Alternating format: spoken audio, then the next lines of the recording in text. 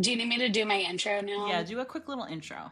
Hey, I'm Steph, customer success manager, blah, blah, blah, blah, blah, blah, blah, blah. Hey y'all, I'm Stephanie Sharon. I am a senior customer success manager, and I'm also the chief entertainment officer for the CS org with Postscript. I've been here for 4 years, focusing on SMS. I work with our higher enterprise brands, and I'm excited to be able to share these tips with y'all. Nailed it.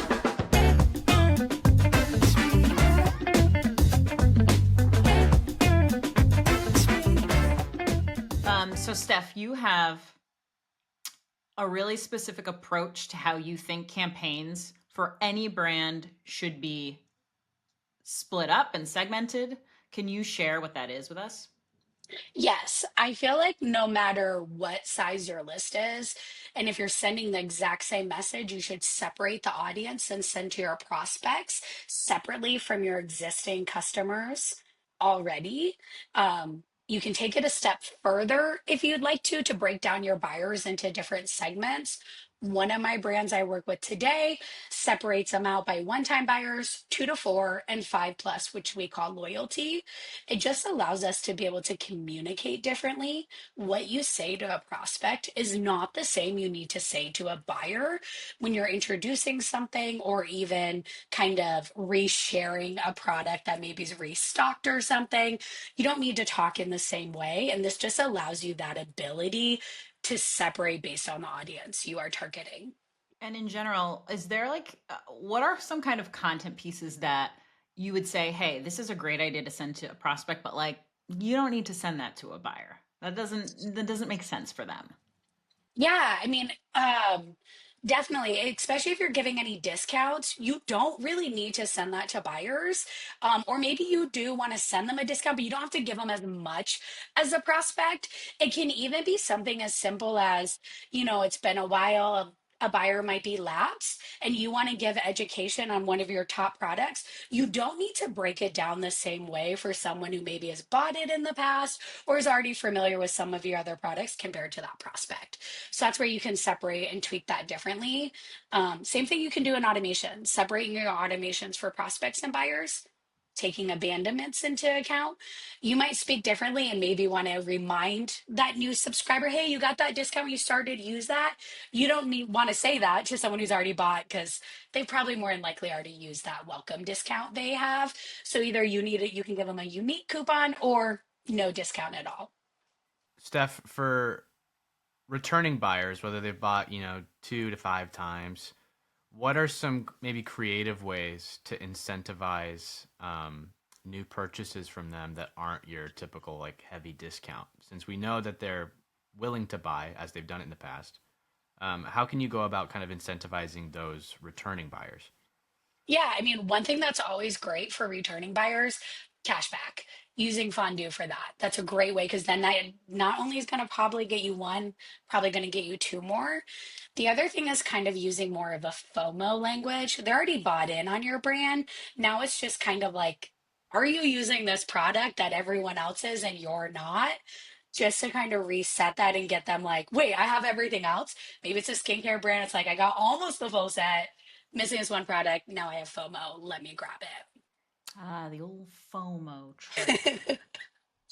Um, let's say a campaign is going out about a new product.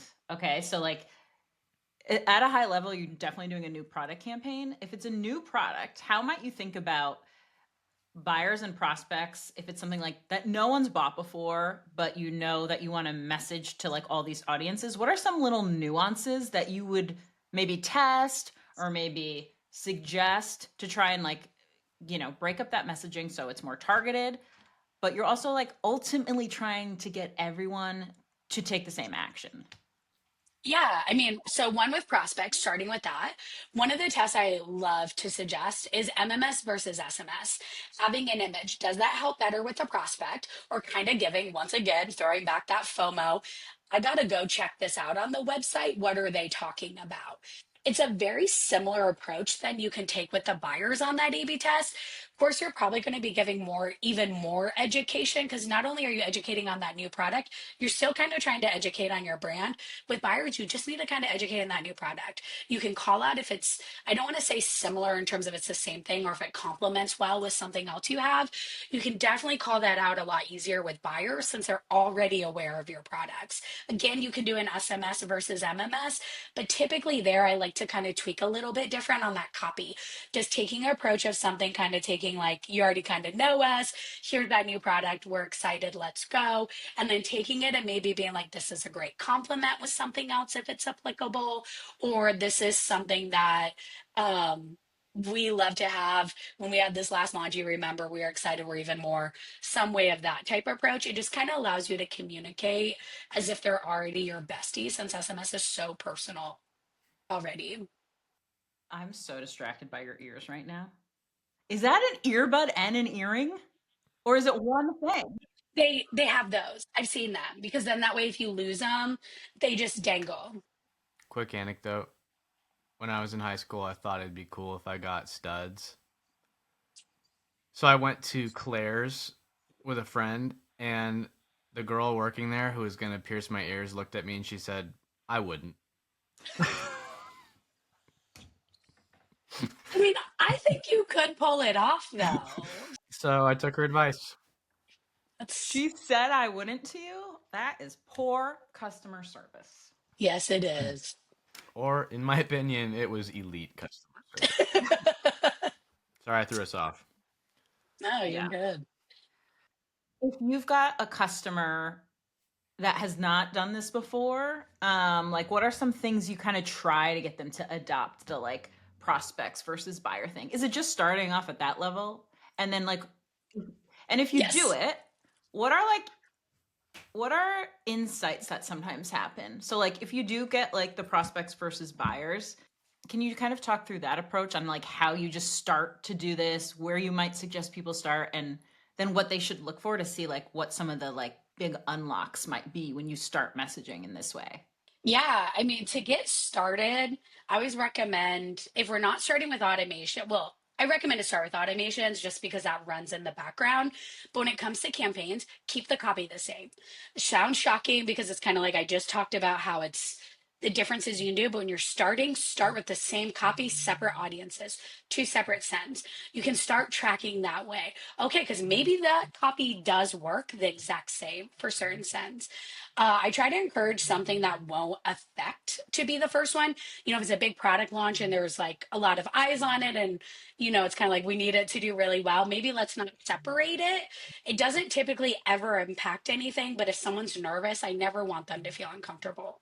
But I do love doing a new product launch because I think that's where the fastest way you can learn from, and you can track the just the metrics, who resonated better with this product as well. And then from there, if you can, it's kind of seamless to just use every send that way with your segments separated.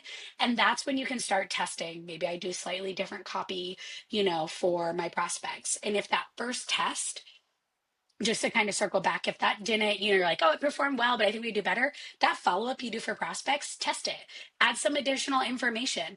Does that work better? Your buyers do a more general follow up and try to see, does that work better for them and resonate? This also gives you opportunity to test different times to send for your prospects versus buyers, and especially if you tier out your buyers more. It also gives you an opportunity not just to test the time, but the day of the week. Who resonates better, or prospects better when it's closer to a payday versus buyers who are like, it's fine, I'm going to buy it anytime. Really helps you give that education as well on when to hit your subscribers. The best way to track, there's, one, you can always see it because you're separating. Make sure you call it out in the title of the campaign send. Call out prospects, just add buyers, whatever you want to include in there. It allows you to easily track, and when you search, you can see the performance of it. It also is really helpful to look at the starting point of what your prospects were when you started doing this. Just kind of take a screenshot of that segment, and then we can watch it. Of course, new people are always going to be coming into your prospect flow, but we can start seeing how many people are leaving and joining buyers, because I also recommend to take a screenshot of your buyer segment, and then you can see how much is this impacting it's absolutely incredible to be able to see, and it really allows you to genuinely see how your SMS program's doing. Beautiful. Anything else, Renly? Awesome. No, that was perfect. Are you going Um, to be Renly as your official like host name? Renly died in the fork in the road when I didn't get my ears pierced at Claire's in 2009. That's when I was became permanently Ren. I think it would be great if you guys just had one random fun fact like that every What's really episode. That'd be funny great. about Ren getting turned away at Claire's is where you would go when you were like 8 years old. And you can get your ears pierced. They didn't turn And they do anyone not away. discriminate at Claire's. They'll just be like, yeah, we'll pierce you. They At probably Ren. cover that in their little onboarding for all their like summer part timers. They're like, if a disturbed looking 16-year-old boy comes through those doors, just save that man a lot of grief.